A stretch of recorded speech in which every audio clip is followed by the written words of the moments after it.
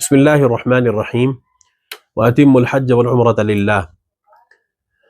دنیا میں کسی بھی کونے میں بسنے والا ہر ایک ایمان والا جس کے دل میں بھی ایمان ہے، اس کی تمنا رہتی ہے کہ وہ کب وہ گھڑی آئے کہ میں اللہ کے گھر کا دیدار کر سکوں، حرمین شریفین کی زیارت کر سکوں۔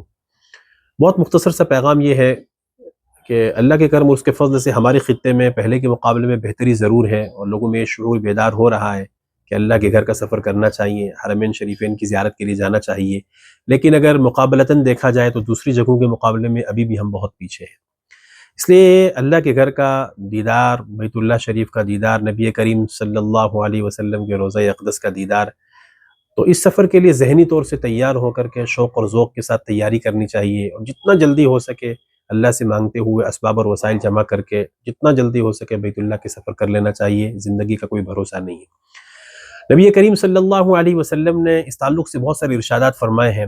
عمرے کے تعلق سے پہلی بات میں حج کے تعلق سے کہوں گا کہ ہمارے معاشرے میں، خاص کر ہمارے خطے میں، بہت سارے وہ لوگ ہوتے ہیں کہ جن کے اوپر حج فرض ہوتا ہے لیکن وہ حج ادا نہیں کرتے، اس کو ٹالتے رہتے ہیں، یوں کہتے ہیں کہ ابھی تو بچوں کی ذمہ داری ہے، ابھی تو یہ دکان کا معاملہ ہے، ابھی تو بزنس سیٹل کرنا ہے، وغیرہ وغیرہ۔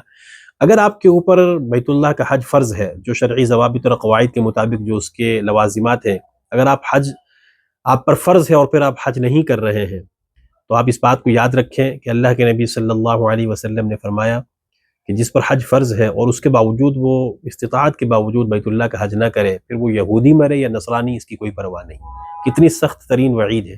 اس لیے پہلا پیغام تو یہ ہے کہ جن پر حج فرض ہے وہ اولین فرصت میں حج بیت اللہ کا ارادہ کرے، کہ اس کی وجہ سے نبی کریم صلی اللہ علیہ وسلم نے فرمایا کہ حج مبرور کا بدلہ سوائے جنت کے کچھ نہیں ہے۔ اب سوچئے ذرا، اگر حج مبرور نصیب ہو گیا، اور اللہ کی ذات سے امید بھی اسی کی رکھنی چاہیے، تو پھر آپ کو اس کا بدلہ سوائے جنت کے کچھ نہیں ملنا ہے، جنت یقینی ہے۔ دوسرا پیغام عمرے کے تعلق سے ہے۔ اللہ کا کرم اور اس کا فضل ہے کہ بہت سارے لوگ عمرے کے سفر کرتے ہیں، اور بہت سے لوگ یہ کہتے ہیں کہ ایک مرتبہ عمرہ کر لیا تو دوبارہ کرنے کی ضرورت نہیں ہے، یہ پیسہ کہیں غرباء فقراء پہ خرچ کرنا چاہیے۔ یہ بات بھی درست نہیں ہے۔ آپ کے پاس وسعت ہے تو آپ خرچ کیجئے غرباء پر، فقراء پر، لیکن عمرہ کرنے کی، مستقل عمرہ کرنے کی فضیلت ہے۔ اللہ کے نبی علیہ السلام نے ایک موقع پر فرمایا، پے در پہ عمرہ اور حج کیا کرو، اس لیے کہ اس کی وجہ سے اللہ تعالیٰ تم سے فقر کو بھی دور فرمائیں گے، اور تمہارے گناہوں کو بھی اللہ دور فرمائیں گے۔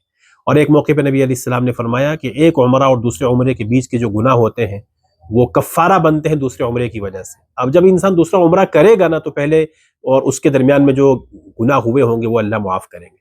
اس لیے شوق اور ذوق کے ساتھ، اہتمام کے ساتھ حج بیت اللہ کو کرنا چاہیے۔ عمرے کے سفر میں بار بار جانا چاہیے۔ 2 سال سے عمرے کی سعادت اللہ نے دی ہے، تو اس سال بھی اللہ نے چاہا تو نومبر میں یا دسمبر میں، اگر سب عافیت رہی، سب ٹھیک رہا، تو انشاءاللہ پھر سے ارادہ ہے۔ اللہ تعالی ہم سب کو یہ 2-4 جملے صرف بطور ترغیب کے کہے ہیں، اللہ ہم سب کو اس کی توفیق عطا فرمائے، اسباب بھی عطا فرمائے، اور ہر مومن کو اللہ پاک مرنے سے پہلے حرمین شریفین کی حاضری عطا فرمائے۔ جزاکم اللہ خیرہ۔